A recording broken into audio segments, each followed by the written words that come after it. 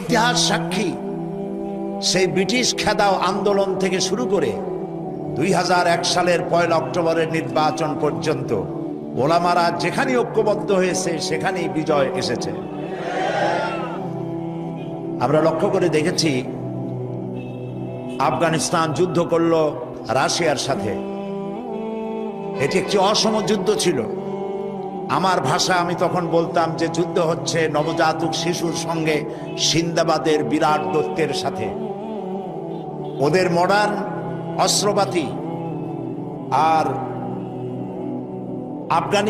আফগান মুজাহিদদের কাছে হলো নূহ আলাইহিস সালামের জামানায় বন্যায় ভিজানো গাদা বন্দুক।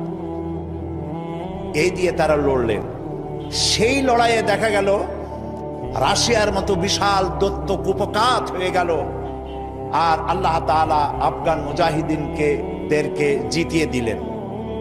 কেন দিয়েছিলেন?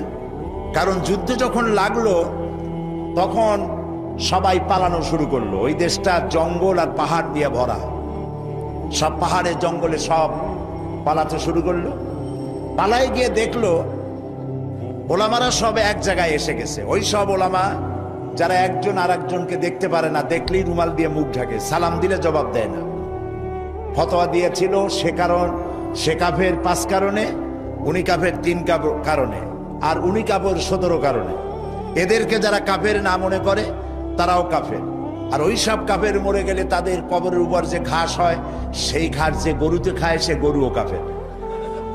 এই রকমের ফতোয়াবাজি যারা করছিল তারা পাহাড়ে জঙ্গলে সব একজনের সঙ্গে আর একজনের দেখা হয়ে গেল, সালাম করলো, কোলাকুলি করলো। ব্যাপারটা ছিল এরকম, একজন বলছিল যে আমার ছেলেরা গেল মামু বাড়ি, মেয়েরা গেল নানা বাড়ি, বউ গেল তার বাপের বাড়ি, আমি গেলাম আমার শ্বশুর বাড়ি, যাই দেখি আমরা সব এক জায়গায়। এখন জঙ্গলের ভিতরে গিয়ে আলেম ওলামা, সুন্নি বেদাতি, এইটা সেইটা সব এক জায়গায় হয়ে গেছে, কোলাকুলি শুরু হয়েছে। বললো যদি এই কোলাকুলি আগে করতাম তাহলে তো রাশিয়ার ভূত আমাদের ঘাড়ে চড়তে পারতো না। সুতরাং 9 বছর যুদ্ধ চললো। এই 9 বছরের অসম যুদ্ধে ওলামাদের ঐক্যের কারণেই আল্লাহ পাক আফগানের মুসলমানদেরকে ইসলামী রাষ্ট্র প্রতিষ্ঠার সুযোগ করে দিয়েছিলেন। আবার যে পতন ঘটলো তাও মুজাহিদ আলেমদের মধ্যে যখন তাফরিকার সৃষ্টি হলো, ইখতিলাফ তৈরি হলো, একে অপরকে সন্দেহ করলো, দেখতে পারলো না, ভালো লাগলো না, সালাম কালাম করলো না, আবার কপাল পুড়লো, আবার বুশ এসে এদের হুশ নষ্ট করে দিল। আফগান আবার চলে গেল আরেকজনের দখলে।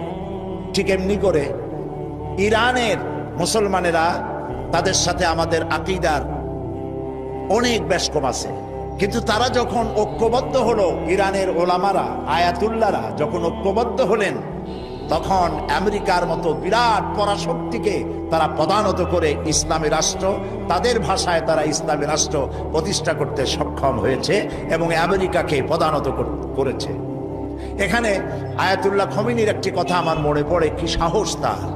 ইমান আকীদা যাই থাকুক, আকীদার প্রশ্নে আমরা আপোস করব না, কিন্তু এই কথাটা তো বলতেই পারি।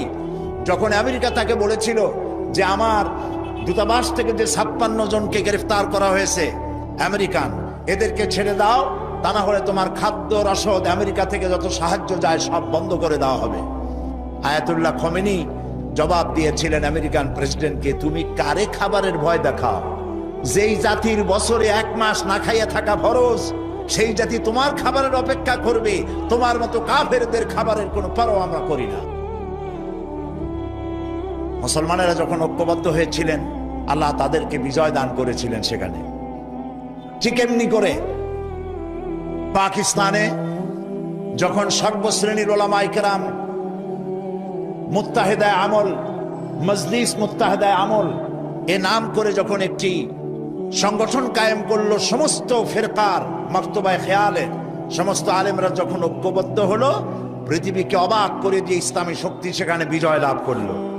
ঠিক অনুরূপ ভাবে বাংলাদেশ বিগত সরকার এইখানে অত্যাচার করেছে আলেমদের উপরে, এবং সবচাইতে বেশি দুশ্মনী করেছে তারা আলেমদের সাথে। আলেমরা ছিল তাদের জীবনের দুশ্মন। যে কবি তার কবিতার মধ্যে লিখেছে, ফজরের নামাজ যখন, ফজরের আজান যখন শুনি মনে হয় যেন বেশ্যা তার খরিদ্দার ডাকতেছে।